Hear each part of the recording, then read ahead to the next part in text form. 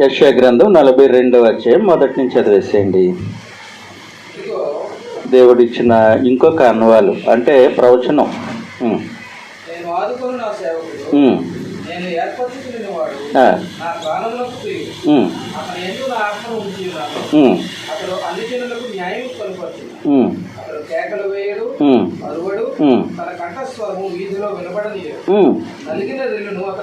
ఆయన వ్యక్తిత్వం అది. ఆయన కంఠస్వరం వీధుల్లో వినపడదు.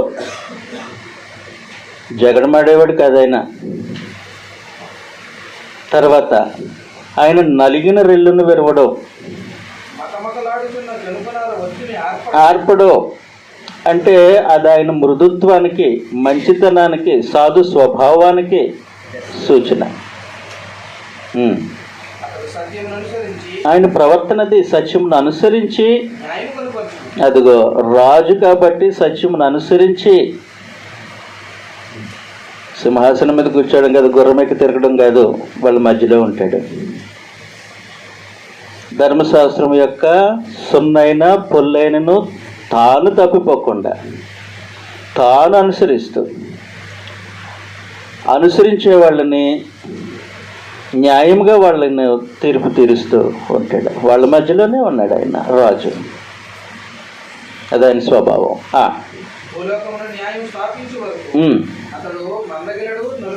అక్కడ ప్రారంభించినటువంటి ఆయన భూలోకంలో న్యాయం స్థాపించేంత వరకు అతడు వర్ధిల్లుతూనే ఉంటాడు. అది ఆయన గురించినటువంటి ప్రవచనం. తర్వాత చదివేసేయండి, 6కు వచ్చేద్దాం.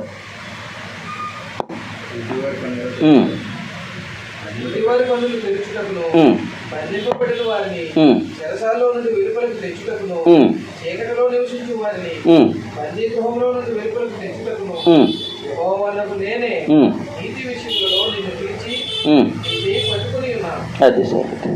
కాబట్టి బంధింపబడే వారికి, గుడ్డి వారికి, కనులు తెరవడం, బంధింపబడిన వారికి ఈ ఆత్మ సంబంధమైనటువంటి అపవాది బానిసత్వంలో ఉండేటువంటి అందరికీ విడుదల కలుగుతూ ఉంది.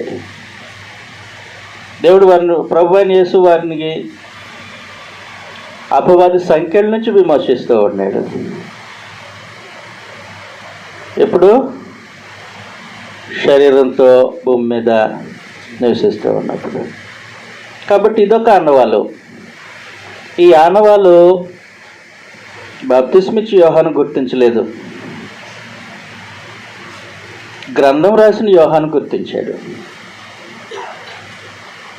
ఆంద్రే గుర్తించాడు, పేతురు గుర్తించాడు, అపోస్తలు గుర్తించారు. బాప్తిస్మిచ్చి యోహాను గుర్తించలేదు.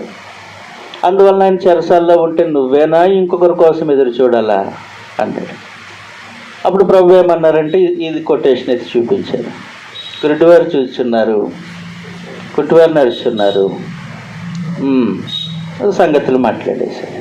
కాబట్టి శరీరాన్ని ధరించుకొని కృపాసతి సంపూర్ణుడిగా వారి మధ్య నివసిస్తున్నటువంటి ఆయన వారి కంటికి ఎలా కనబడ్డాడో, ఎవరి కంటికి? గ్రంథకర్త అయిన యోహాను కంటికి. ఎవరి కంటికి? అపోస్తుల యొక్క కంటికి. ఆ రోజు ఆయనతో పాటు ఒక రోజంతా గడిపినటువంటి వారి కంటికి, పేతురు యోహానుల కంటికి ఆయన ఎలా కనపడ్డారు అది యోహాను చెప్తున్నాడు అన్నమాట. ఓకే, ఇప్పుడు యోహాను సువార్తకు వద్దాం. ఇంకొక వచనం కూడా చదివేద్దాం. యెషయా గ్రంథం 61వ అధ్యాయం మొదటి నుండి. వాళ్ళ మధ్యలో ఉన్న రాజు ఎలాంటి రాజు? ప్రభువు యెహోవా నా మీదికి వచ్చి ఉన్నది, దీనులకు సువార్తమానము ప్రకటించుటకు యెహోవా నన్ను అభిషేకించెను, నలిగిన హృదయము గలవారిని దృఢపరచుటకును. కాబట్టి ఆయన దగ్గరికి నలిగిపోయిన హృదయంతో వచ్చేస్తే ఆత్మ సంబంధంగా బలపడి వెళ్ళిపోతాడు. కన్నీళ్ళు పెట్టుకున్న ఆ అమ్మాయి నలిగిన హృదయంతో ఎలాగో ఆ రోజు దావీదు పాపం చేసిన తర్వాత ఎలాగైతే ఏడ్చాడో అలాగే నలిగిన హృదయంతో, నలిగిన హృదయం విరిగి నలిగిన హృదయం అలక్ష్యం చేయవు కదా. కాబట్టి అలాంటి నలిగిన హృదయంతో ఆ అమ్మాయి వచ్చేసింది యేసుప్రభు దగ్గరికి, కాళ్ళ మీద పడింది, తన కన్నీటితో ప్రభు యొక్క పాదాలు తడిపేసింది, తల వెంట్రుకలు తుడిచేసింది. అలాంటి నలిగిన హృదయం గలవారిని దృఢపరిచి పంపించేశాడు. నీ పాపం క్షమింపబడ్డే వెళ్ళిపో. చెరలో ఉన్న వారికి విడుదల, బంధింపబడిన వారికి, అపవాది బంధకాల్లో ఉన్న వాళ్ళకి విముక్తి ప్రకటించుటకును, యెహోవా హితవత్సరమును మన దేవుని ప్రతిదండన దినమును ప్రకటించుటకును. హితవత్సరము అనేది అది జూబ్లీ సంవత్సరం, అంటే మనుషులను స్వతంత్రులుగా చేసేది, అది ఎప్పుడైనా మాట్లాడుకుందాలండి. ఇప్పుడు మళ్ళీ పొడిగైపోతే స్వతంత్రులుగా చేసేది. కాబట్టి ఇలాంటి వ్యక్తిత్వం కలిగినటువంటి ఆయన వాళ్ళ మధ్యలో ఉన్నాడు, రక్తమాంసాలు కలిగిన దేహంలో ఉన్నారు. కాబట్టి ఇలాంటి వ్యక్తిత్వం కలిగిన రక్తమాంసాలు కలిగినటువంటి దేహంలో వాళ్ళ మధ్య ఉంటే అపోస్తలులు ఎలా కనుగొన్నారు ఆయన్ని? ఇప్పుడు వచ్చేద్దాం. యోహాను సువార్త 1వ అధ్యాయం.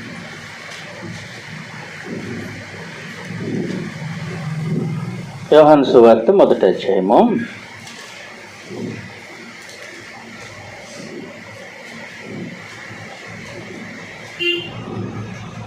43వ వచనంలో నుండి, మరునాడు ఆయన గలిలయకు వెళ్ళగోరి ఫిలిప్పును కనుగొని నన్ను వెంబడించుమని అతనితో చెప్పాను. ఫిలిప్పు బెత్సైదా వాడు, అనగా ఆంద్రేయ, పేతురు అనువారి పట్టణపు కాపురస్తుడు.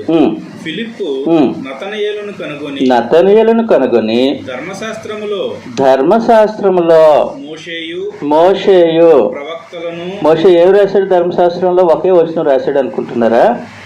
నా వంటి ఒక ప్రవక్తను మీలో నుండి అది ఒకటే రాశాడా? ద్వితీయోపదేశకాండం 17వ అధ్యాయం కూడా రాశాడు.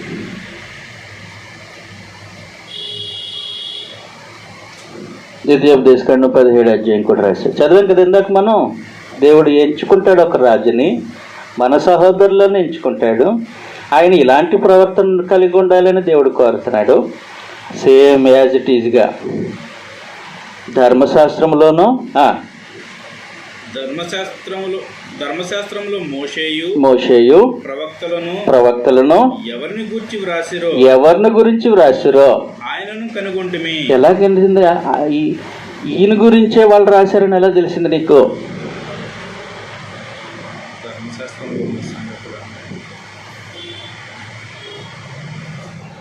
నన్ను రిసీవ్ చేసుకోవడానికి మీరు బస్ స్టాండ్కి వచ్చారు, అంతకుముందు నన్ను ఎప్పుడూ చూడలేదు. మిమ్మల్ని పంపించిన ఆయన పలానా ఆయన వస్తాడు, ఎర్ర షర్ట్ వేసుకుంటాడు, నల్ల బూట్లు తొడుక్కుంటాడు, నెత్తి మీద క్యాప్ పెట్టుకుంటాడు, చేతిలో ఒక సంచి ఉంటుంది అని గుర్తులు పెట్టాడు. అప్పుడు మీరు ఏం చేస్తారు? అక్కడికి వచ్చి బస్ స్టాండ్కి వచ్చి ఆ గుర్తులు ఇక్కడ ఉన్నాయో లేదో చూస్తారు. అలాగూ ఇశ్రాయేలీలు, యూదులు, అపోస్తలులు ఏం చేశారనంటే పరమదేవుడు చెప్పినటువంటి గుర్తులన్నీ ఈయనలో ఉన్నాయో లేదో చూశారు. కాబట్టి మోషే చెప్పినవన్నీ ఈయనలో ఉన్నాయి, ప్రవక్తలు చెప్పినవి ఈయనలో ఉన్నాయి అని ఫిలిప్పు నతనయేలు దగ్గరికి వెళ్ళి చెప్పాడు. నతనయేలు దగ్గరికి వెళ్ళి చెప్తే అందుకు నతనయేలు నజరేతులో నుండి మంచిది ఏదైనానో రాగలదా అని అతనిని అడుగగా పొరపాటు పడ్డాడు. మంచిది వస్తుందని యెషయా గ్రంథంలో చెప్పాడు. వచ్చి చూడమని ఫిలిప్పు అతనితో అనెను. యేసు నతనయేలు తన యొద్దకు వచ్చుట చూచి, నతనయేలు తన యొద్దకు వచ్చుట చూచి, ఇదిగో ఇతడు నిజముగా ఇశ్రాయేలీయుడు, అంటే నేను ఇలాంటి వాళ్ళనే పరిపాలించడానికి వచ్చాను అన్నాడు. ఇతడు నిజముగా ఇశ్రాయేలీయుడు అన్నాడు. ఇతని యందు ఏ కపటం లేదని అతని గురించి ప్రభు అయిన యేసు ఎప్పుడైతే చెప్పాడు, ఆయన మనుషుల యొక్క హృదయాంతరంగాలు ఎరిగినవాడు.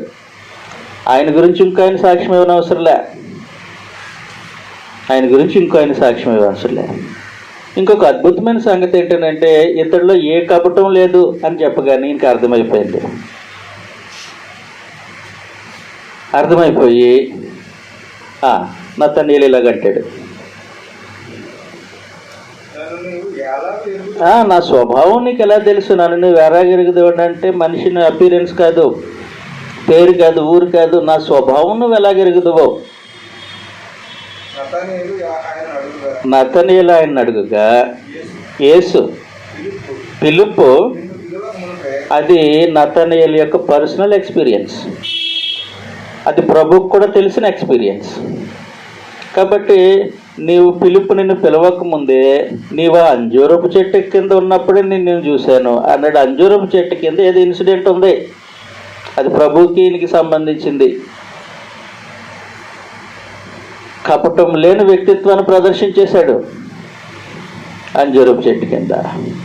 అర్థమైపోయింది, నన్ను చూడలేదు, నా దగ్గరికి రాలేదు, నా మనసులో ఎలాంటి భావం కలిగానో ఆయనకి ఇలా తెలిసింది.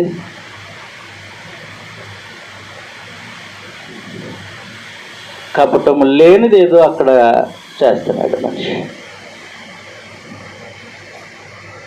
కపటం లేని ఆలోచన ఉంది మనిషికి. ఆ కపటం లేని ప్రవర్తన ఇక్కడి నుంచి ప్రభువు కనుగొన్నాడు, సరెండర్ అయిపోయాడు. నువ్వు దేవుని కుమారుడివి,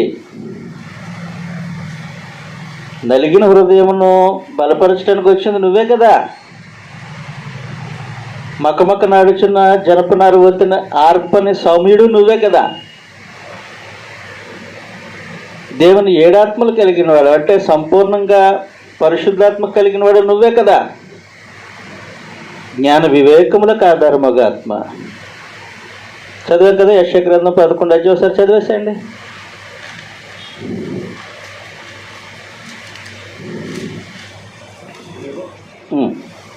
యెషయా గ్రంథం 11:2 చదివానన్న.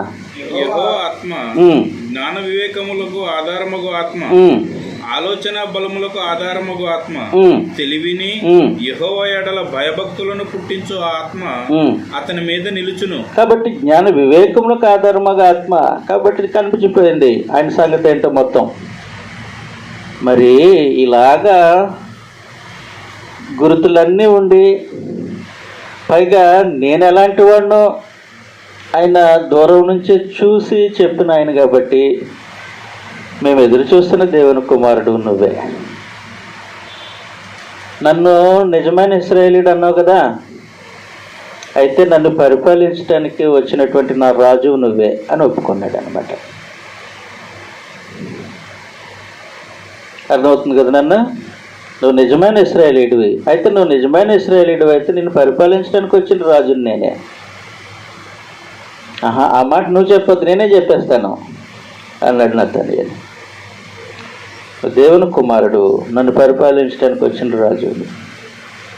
ఇదంతా ఎందుకు చెప్పానంటే శరీరాన్ని ధరించుకొని వారి మధ్యలో నివసిస్తున్నటువంటి లోగోస్, వారి మధ్యలో నివసిస్తున్నటువంటి నిజమైన వెలుగు, వారి మధ్యలో ఉన్నటువంటి నిజమైనటువంటి జీవము, అసలు ఆయన యందు విశ్వసించిన వారు ఎలా కనుగొన్నారు? అది కదా మన పాఠం. ఎలా కనుగొన్నారు? 14వ వచనం, యోహాను సువార్త 1:14 వచనం. ముందుగా చెప్పినవన్నీ పరీక్షించి కనుగొంటే ఏం తేలింది? యోహాను సువార్త 1:14 వచనం. ఆ వాక్యము శరీరధారి అయి కృపా సత్య సంపూర్ణుడుగా మన మధ్య నివసించెను. తండ్రి వలన కలిగిన, చూడండి అద్భుతమైన సంగతి, అలాంటి ఆయన మన మధ్యలో నివసించాడు. ఎంత అద్భుతమైన సంగతి అది. మోషే, నీ మంచితనం కనపరచు, నా కృపా సత్యములు నీకు నా మంచితనం అంతా కనపరుస్తాను అన్నాడు. అలా చూశాడు, వెళ్ళిపోయాడు అంతే. దేవా నువ్వంటే ఇదా అన్నాడు. నేను మీ మధ్యలో టెంట్ వేసుకొని ఉంటాను ఇశ్రాయేలీయులారా, కాబట్టి నా కొరకు ప్రత్యక్ష గుడారం కట్టండి, నువ్వే ఉంటావా? ఆహా, నా మహిమ ఉంటుంది, నా ప్రసన్నత ఉంటుంది, అంతే, నేను ఉండను. అది ఇశ్రాయేలీల ఎక్స్పీరియన్స్. కానీ ఇప్పుడు యూదుల ఎక్స్పీరియన్స్ ఏంటి? యూదుల ఎక్స్పీరియన్స్ ఏంటి? శరీరధారియే వారి మధ్య నివసించినటువంటి ఆయన కృపా సత్య సంపూర్ణుడు.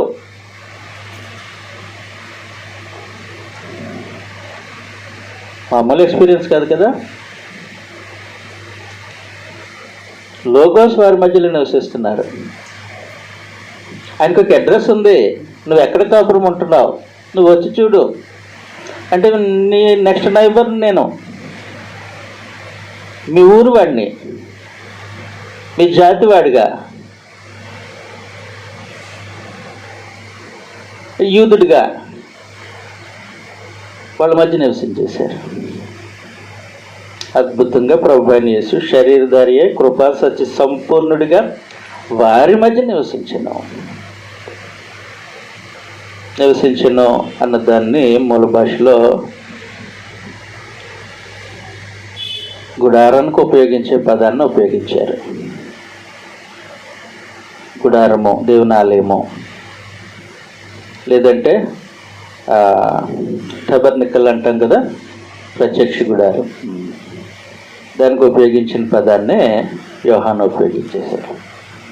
కాబట్టి ఇశ్రాయేలీలు దేవుని యొక్క సకీనాను అంటే ఆయన ప్రసన్నతను దూరం నుంచి డేరాల్లో చూసేవారు. కానీ యూదులు ఎంత భాగ్యం దొక్కిందనంటే ఇంత పక్కన కూర్చోవచ్చు. కానీ అపోస్తలులు ఏం చేశారనంటే నిజంగా నేను యేసుప్రభువేనా మేము చూస్తున్న ఈయనని తడిని తాకారు. ఎవరినే? లోగోస్నే. అది వాళ్ళ ఎక్స్పీరియన్స్. కనుగొన్నారు, అన్ని రకాలుగా కనుగొన్నారు, అన్ని రకాలుగా పరీక్షించారు. చెప్పాను కదా ఎన్ని పరీక్షలో. యోహాను మొదటి పత్రిక 1వ అధ్యాయం 1వ వచనంలో నుండి జీవవాక్యమును గూర్చి ఆది నుండి ఏది ఉండెనో మేమేది వింటిమో, కన్నులారా ఏది చూచితిమో, ఏది నిదానించి కనుగొంటిమో, మా చేతులు దేనిని తాకి చూసిన దేనిని తాకి చూసాయి. కృపా సత్య సంపూర్ణుడు శరీరాన్ని ధరించుకొని భూమి మీదకి వచ్చినప్పుడు ఆ దేహాన్ని ఈ చేతులు తాకి చూసాయి. అంతేకాదు ఈయన ఆయనేనా అని పరీక్షించారు. ఎన్ని పరీక్షలు అయితే అన్ని పరీక్షలు, ఎన్ని పోలికలు పరమదేవుడు చెప్పాడు. ప్రతి పోలికను. ఇప్పుడు ఒక పెద్ద సమస్య, మేము ఇజ్రాయెల్ ప్రధానిని చంపేశామన్నారు. ఎవరు? ఇరాన్ వాళ్ళు. వాళ్ళేమో చంపలేదు అన్నారు. సరే, ఈలోపు వీడియో వచ్చింది. వీడియో వచ్చినప్పుడు ఈయన ఆయన కథ డూప్ అన్నారు. మరి దేవుని కుమారుని పరీక్షించాలంటే ఎన్ని రకాలుగా పరీక్షించాలా? అపోస్తలులకి పర్మిషన్ గ్రాంటెడ్.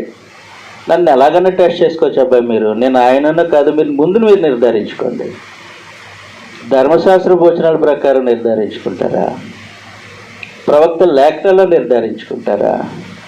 నేను మీ మధ్య ఉండి జీవిస్తున్నటువంటి ధర్మశాస్త్రం పొల్లైనా సున్నైనా తప్పిపోకుండా నెరవేరుస్తున్నటువంటి ఈ జీవితాన్ని పరీక్షించుకుంటారా? ప్రవక్తలు నా గురించి ఏం చెప్పారో అవన్నీ నెరవేరుతున్నాయి. ఏ రకంగానే పరీక్షించుకోండి, గ్రాంటెడ్ వాళ్ళకి. కాబట్టి తాకి చూసి పరిశీలనగా తెలుసుకొని అన్ని రకాలుగా పరీక్షించేశారు. ఎవరో అపోస్తలులు. పరీక్షిస్తే ఏం తెలియదనంటే దేవుని వలన కలిగిన అద్వితీయ కుమారుడు ఈయనే. అది యోహాను చెప్తున్నాడు అనమాట. 14వ వచనం, యోహాను సువార్త 1వ అధ్యాయం 14వ వచనం.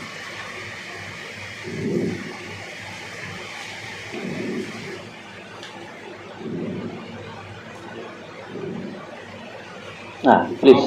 ఆ వాక్యము శరీరధారి అయి ఆ వాక్యము శరీరధారి అయి కృపా సత్య సంపూర్ణుడుగా మన మధ్య నివసించెను. తండ్రి వలన కలిగిన అదిగోండి నివసించినటువంటి ఆయన ఎలా కనబడ్డాడు మనకి? తండ్రి వలన కలిగిన అద్వితీయ కుమారుని మహిమ వలె మనము ఆయన మహిమను కనుగొంటాం. ఎంత భాగ్యం అండి! మోషే దేవుని మహిమను చూశాడు. ఇశ్రాయేలీలో అందరూ క్రీస్తు ప్రభు యొక్క మహిమను చూడలేదు, కానీ ఈ అపోస్తలులు మాత్రం ఆయన మహిమను చూశారు. ఎలాంటి మహిమ?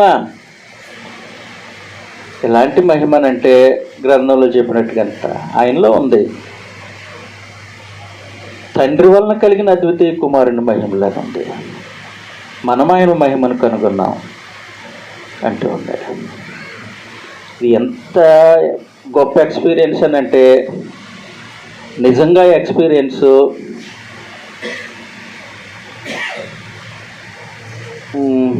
ఫిలిప్ ఇంకా అప్పటికి ఎక్స్పీరియన్స్ కంప్లీట్ అవ్వలేదు, అవుతుంది ముందు ఒక 70% వచ్చేసాడు తండ్రి ఆయన మహిమను కనుగొనడంలో.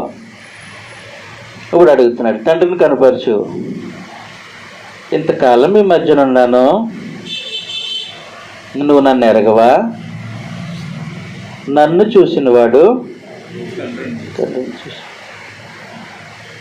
మోషే చూశాడు. ఆ ఎక్స్పీరియన్స్ మీకు కలిగిస్తున్నాను కదా మీ మధ్య ఉండి, మళ్ళీ మోషేలాగా అడుగుతావేంటి? అర్థమైందండి? మోషే దేవుని మహిమని చూశాడు, చూస్తే బ్రతకవో, కానీ ఆయనకు ఒక అద్భుతమైన ఎక్స్పీరియన్స్. నా మంచితనం అంతా కనపరుస్తాను, నేను బండి నుంచి నాటి వెళ్ళిపోతున్నా, బండి సందు వెనక్కి చూడు, అయినా సరే నా చెయ్యి అడ్డు పెడతాను అన్నాడు. ఏదో జరిగింది మోషే ఎక్స్పీరియన్స్. నీ ఎంతలా చూసాడో మనకు తెలీదు, ఎంత దగ్గరలో అయితే చూడలేము మోషే. కానీ అపోస్తుల ఎక్స్పీరియన్స్ ఏంటంటే, ఆ మహిమని ఎంత దగ్గరలో చూస్తున్నారు. ఎలాంటి మహిమది? తండ్రికి ఎలాంటి మహిమ ఉందో, దైవత్వం ఉందో అలాంటి దైవత్వం. తండ్రి ఎలాగంటి వ్యక్తిత్వం కలిగి ఉన్నారో అలాంటి వ్యక్తిత్వం. శరీరాన్ని ధరించుకొని వీళ్ళ మధ్య తిరుగుతుంటే ఇంకా తండ్రిని కనపరచమని అడుగుతాడు. ఇంతకాలం మీ మధ్యన ఉన్నాను, నువ్వు నన్ను ఎరగవా? 100% తెలుసుకోలేదు ఇంకా నువ్వు. నన్ను చూసినవాడు తండ్రిని చూసి. కాబట్టి ఈ 3.5 సంవత్సరాల్లో అపోస్తలుల యొక్క అనుభవం ఎలాంటిదనంటే, తండ్రి వలన కలిగిన అద్వితీయ కుమారుని మహిమ వలె ఆయన మహిమను మేము కనుగొంటున్నాం. Wonderful experience. అర్థమవుతుంది కదండి?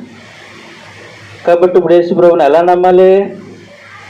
ఇలాగే నమ్మాలి, యోహాను చెప్పినట్టే. ఇలాగే నమ్మాలి. కొంత గ్రామర్ చెప్తాను, మరి బోర్డు ఉంటే బాగున్నాం, అయినా పర్వాలేదు. తండ్రి వలన కలిగిన అద్వితీయ కుమారుని అన్నాడు కదా. ఈయనే కలిగాడా, తండ్రి వలన కలిగాడా అంటే అర్థం ఏంటి? దేవుడు ఎంచుకున్నాడు ఈయన్ని రాజుగా. తండ్రి ప్రతిష్ఠ చేసి లోకానికి పంపించారు. మొదటి కండిషన్ అదే కదా రాజుకి. దేవుడు చెప్పింది మీ ఇష్టం కాదు, నా ఇష్టం. కాబట్టి దేవుడు ఏర్పాటు చేశారు ఈయన్ని. ఎక్కడి నుండి ఏర్పాటు చేశారు? ఎక్కడి నుండి ఏర్పాటు చేశారు? పరలోకం నుంచి నేరుగా దించారా? నేరుగా దించిన మాట వాస్తవమే, కానీ ఒక యూదుడిలాగా. అప్పుడు ఏమైంది? వారి సహోదరులో ఒకడు రాజుగా ఏర్పడాలి. ఇంక ఈయన దినచర్య, ఈయన ప్రవర్తన, ఈయన విధానం చూస్తే మిగిలిన సంగతులన్నీ తండ్రి వలన కలిగిన అద్వితీయ కుమారుడు అంటే అది అర్థం. కుమారుడు అన్న కాన్సెప్ట్ తెలుసు కదా మీకు, దావీదుకు చేసిన వాగ్దానాన్ని బట్టి. కాబట్టి తండ్రి దావీదుకు వాగ్దానం చేసిన దానిని బట్టి మన పైన రాజుగా నియమించిన ఆయన ఈయనే అని ఆయన మహిమనీయులు కనుగొన్నారు. ఎవరో? అపోస్తలులు కనుగొన్నారు. అది అపోస్తలుడైనటువంటి యోహాను తన ఎక్స్పీరియన్స్ మనతో షేర్ చేసుకున్నాడు 14వ వచనంలో. అద్వితీయ కుమారుడు అనే దాన్ని మూల భాషలో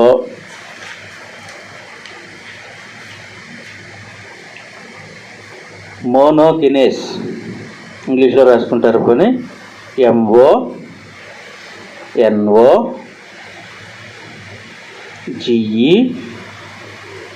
MONOGENES, మోనోగినేస్. ఇది 2 పదముల కలయిక. రాసేసుకోండి.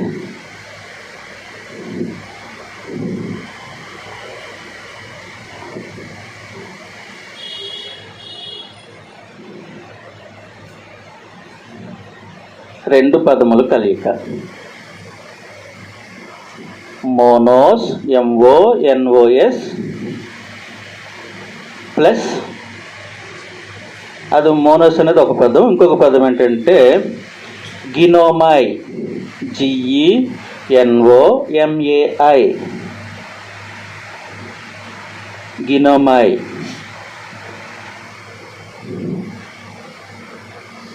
దీని అర్థం ఏమిటనగా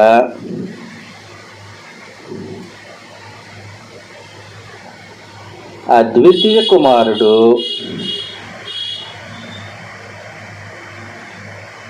లేదా ఏక కుమారుడు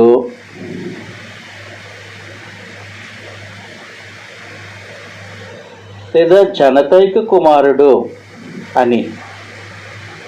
అంటే మోనోగెనెస్ అన్నదాన్ని తెలుగులో చెప్పాలనంటే అద్వితీయ కుమారుడు అనొచ్చు, ఏక కుమారుడు అనొచ్చు, జనతైక కుమారుడు అనొచ్చు. ఈ మూడిటికి ఒకటే భావం ఏంటనంటే హీ ఈజ్ యూనిక్. ఇతని వంటి వాడు ఇంకొకరు లేరు. యూనిక్నెస్ని చూపిస్తుంది అన్నమాట. ఆయన ప్రత్యేకతను సూచిస్తుంది ఇది మోనోగినేస్ అనేది. యోహాను సువార్తలో 1వ అధ్యాయం 14వ వచనం, 18వ వచనం, 3వ అధ్యాయం 16వ వచనం, 18వ వచనం,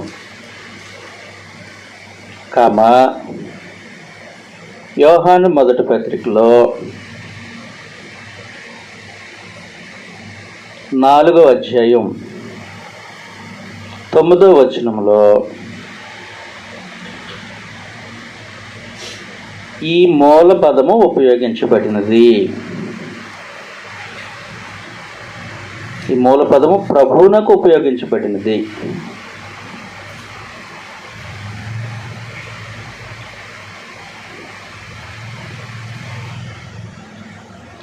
అలాగుననే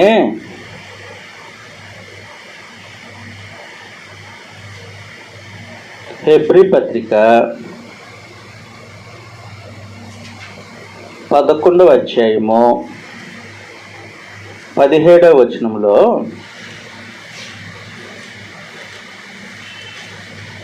ఇస్సాకుకు ఉపయోగించబడింది. ఇప్పుడు నా ప్రశ్న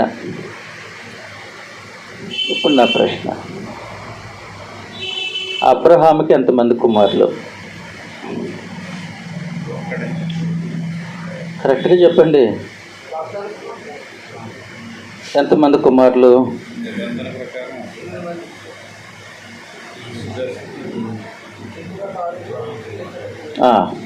ఇందులో ఎవరు పెద్దవాళ్ళు?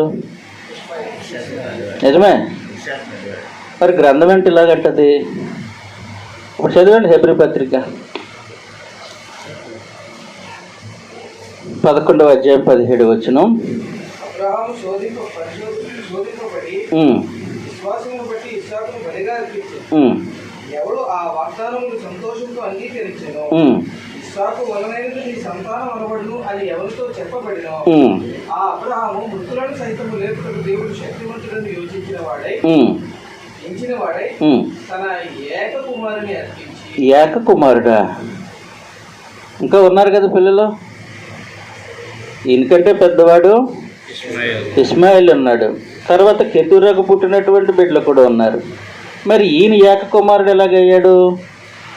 ఈయన ఏక కుమారుడు ఎలాగయ్యాడంటే ఈయన మోనా గినేస్ ఎలాగయ్యాడని అడుగుతున్నాను నేను. ఇందాక మనం రాశాం కదా, ఈయన మోనా గినేస్ ఎలాగయ్యాడు?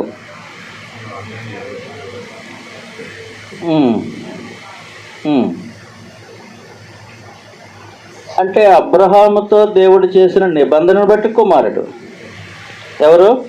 ఇస్సాకు. మరి క్రీస్తు ప్రభు ఎలా మోనా గినేస్ అయ్యారు? అంతే, దావీదుతో దేవుడు చేసిన నిబంధనను బట్టి ఈయన అద్వితీయ కుమారుడు అయ్యారు. దానికి ఇంకొక అర్థం లాగా అవసరం లేదు. ఇంకొక అర్థం మీరు లాగిన గ్రంథం ఒప్పుకోదు. అర్థమవుతుంది కదండి. కాబట్టి ఆయన ఎలా కనుగొన్నాం? మోనోగెనెస్లా కనుగొన్నాం ఆయన మహిమని. అంటే దేవుని వలన కలిగిన అద్వితీయ కుమారుడు వలన కనుగొన్నాం. దేవుని వలన ఎలా కలిగారు? నిబంధనను బట్టి, దావీదుకి చేసిన నిబంధనను బట్టి. కాబట్టి దేవుని వలన కలిగిన అద్వితీయ కుమారుని మహిమ వలె మనం ఆయనను కనుగొన్నాం. అది అక్కడ ఉన్నటువంటి భావం. అంటే దేవుని వలన కలిగినట్టు దేవుడు సృష్టించిన మొదటి కుమారుడు అని ఒకడు అన్నాడు. ఇంకొకరు ఇంకో భావం చెప్పారు. ఇవన్నీ బైబిల్ విరుద్ధం. దేవుని వలన కలిగిన అద్వితీయ కుమారుడు అంటే దావీదుకి చేసిన నిబంధనను బట్టి ఈయన మాత్రమే. మరి దావీదుకి ఇంకో కుమారుడు ఉన్నారు కదా, ఇంకా ఉన్నారు కదా, ఇంకా తీసవతలు పాడారు. వాళ్ళు ఎవరు సరిగ్గా లేరు. దావీదు సింహాసనం మీద కూర్చున్న ఆయన 17వ అధ్యాయం 14వ వచనం చెప్పినట్టు ఉండాలి. ఉన్నాడా సొలొమోను? రెహబాము ఉన్నాడా? వాళ్ళని అంటే ఈయన అద్వితీయ కుమారుడు. అర్థమవుతుంది కదండి. కాబట్టి దేవుని వలన కలిగిన అద్వితీయ కుమారుని మహిమ వల్లే మనం కనుగొన్నాం. కాబట్టి నేను నిజమైన ఇశ్రాయేలుని, నువ్వు నన్ను పరిపాలించడానికి వచ్చిన నిజమైన ఇశ్రాయేల్ రాజువి అన్నాడు. ఎవరు? నతనయేలు. కాబట్టి యోహాను సువార్త సంగతి అదనమాట. చదివేద్దాం క్రిందకి. 14 చదివామండి. 15. యోహాను ఆయనను గూర్చి సాక్ష్యం ఇచ్చుచు, నా వెనుక వచ్చేవాడు నాకంటే ప్రముఖుడు కనుక ఆయన నాకంటే మొదటి వాడు ఆయనని నేను చెప్పిన వాడు ఈయనే అని ఎరిగేది చెప్పు. ఆయన పరిపూర్ణతలో నుండి మనమందరము కృప వెంబడి కృప పొందుతాము. ఆయన పరిపూర్ణత. జాగ్రత్తగా ఈ మాట గమనించాలి. మత్తయి సువార్త 5వ అధ్యాయం చివరి వచనం ఒకసారి చదివేసేయండి.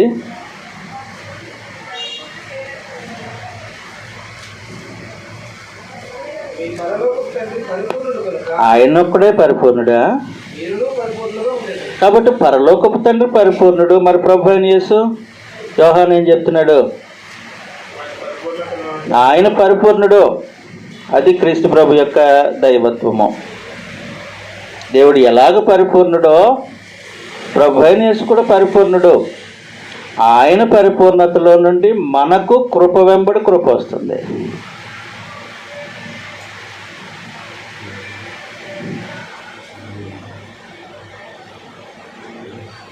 ఆయన పరిపూర్ణతలో నుండి మనకు కృప వెంబడి కృప వస్తుంది. కృప వెంబడి కృప ఇప్పుడు నేను మీకు చర్చించనండి, వదిలేస్తున్నా. నెక్స్ట్ వచనం.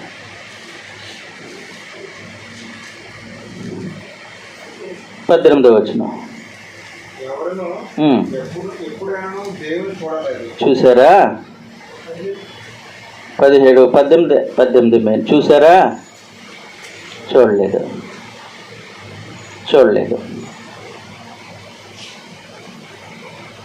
చూడటానికి మనుషులు ఇష్టపడలేదు వాస్తవానికి. ఇష్టపడ్డారా? ఇష్టపడలేదు.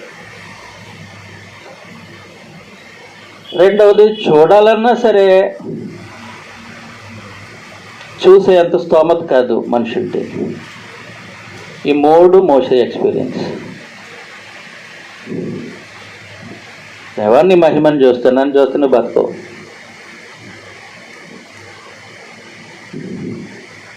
నన్ను చూస్తున్నావు.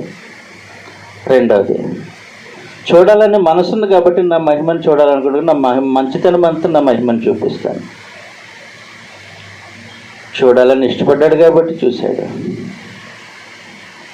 కాబట్టి మనుషులు ఎవరినో ఎప్పుడు దేవుని చూడలేదని అంటే వీళ్ళకి చూడాలని మనసు లేదు మొదట. రెండవది, ఆయనను చూసే అంత స్థాయిలో కూడా వెళ్ళారు. ఆయన తన కృప చేత కనపరుచుకోవాలి తప్ప చూసే స్థాయి మనుషులది కాదు.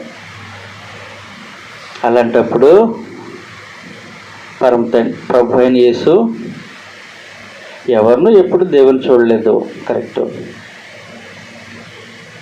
కానీ నన్ను చూడొచ్చు, మీరు నన్ను చూడొచ్చు. ఎలా చూడొచ్చు? ఇందాక మాట్లాడుకున్నాం కదా, అంత క్లోజ్గా చూడొచ్చు. తండ్రి రొమ్మున ఉన్న అద్వితీయ కుమారుడే ఆయనను బయలుపరచు. నన్ను చూస్తే తండ్రిని చూసినట్టే. ఎందుకంటే నేను నా స్వభావంలో, నా వ్యక్తిత్వంలో ఆయన్ని కదా నేను బయలుపరిచాను. నేను ఏమై ఉన్నాను, నా తండ్రి కూడా అదే అయి ఉన్నారు కదా. కాబట్టి ఎవరు ఎప్పుడు దేవుని చూడలేదంటే చూడటానికి వీళ్ళకి మనసు లేదు. రెండోది, చూసే స్థాయి కూడా వీళ్ళది కదా. కాబట్టి తను కనపరుచుకునే స్థాయికి క్రీస్తు ప్రభు వచ్చేసారు, శరీరాన్ని ధరించుకొని. నన్ను మీరు వెరీ క్లోజ్గా చూడొచ్చు. బండ సందులోకి పోనవసరంలే, నేను చెయ్యి అడ్డు పెట్టిన అవసరం లే.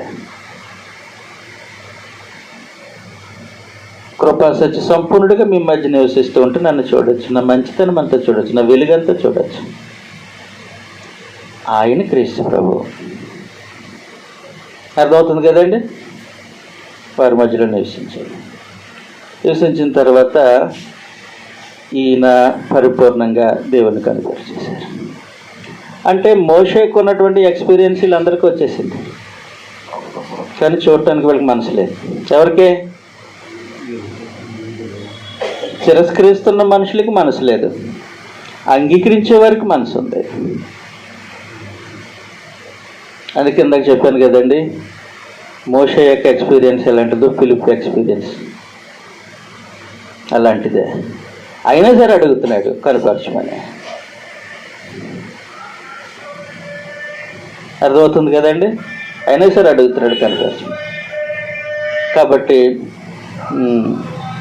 ఎవరును ఎప్పుడునూ తండ్రిని చూడలేదు, తండ్రి రొమ్మున ఉన్న అద్వితీయ కుమారుడే ఆయనను బయలుపరచను. అది మొదటి అధ్యాయంలో ఉన్నటువంటి సంగతి.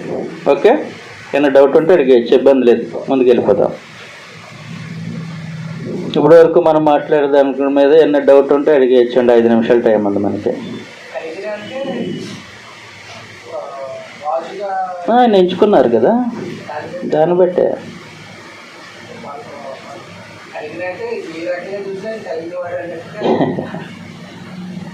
తండ్రి వలన కలిగిన అద్వితీయ కుమారుడు అన్న మోనోగనేసి అర్థం కాకపోతే ఇంకంతే, ఏం చేస్తాం మనం? నిబంధనను బట్టి కలిగిన కుమారుడు.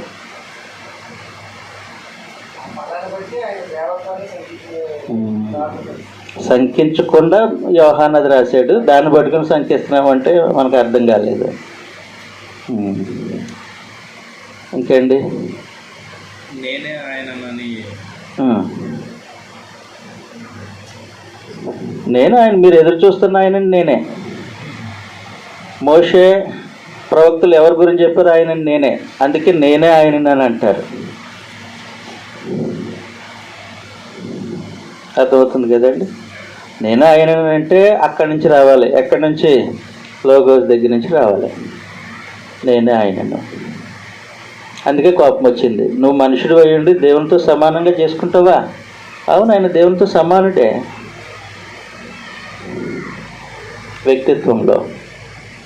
ప్రత్యేకించి చేసుకునేది ఏముంది? అలాంటి ప్రశ్నలు కూడా యోహాను ఎత్తి చూపిస్తాడు తన పత్రికలో. ఎందుకనంటే ఆయన దేవుని కుమారుడైన క్రీస్తు అని నమ్మటానికి. ఓకే,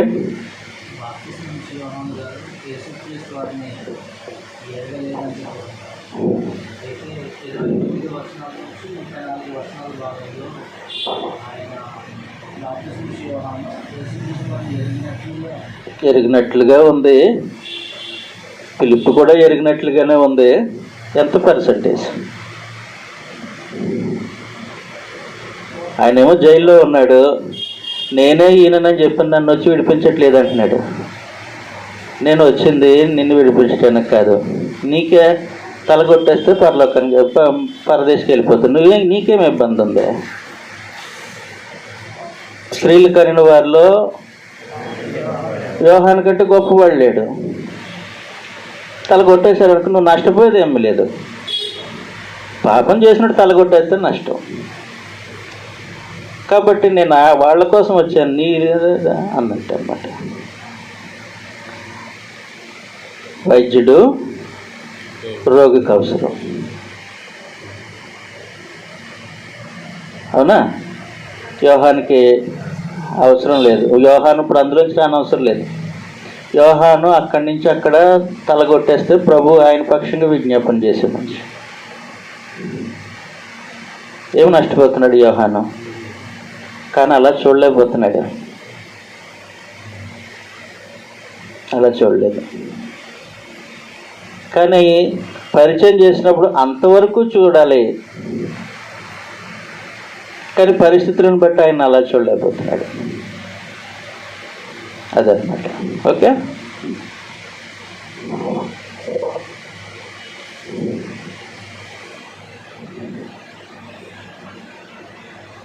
అయ్యా ఇంకేమన్నా ప్రశ్న అంటే అడిగేసేది. మీరు అడిగితేనే ఒక ప్రశ్నకు సమాధానం చెప్తాను, లేదంటే నేను దానికి కదపను. అందుకోసం అడుగుతున్నాను.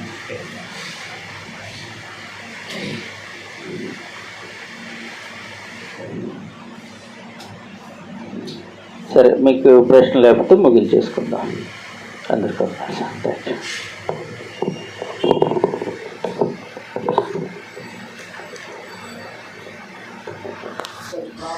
సరే మనకి ఆటంకం లేకుండా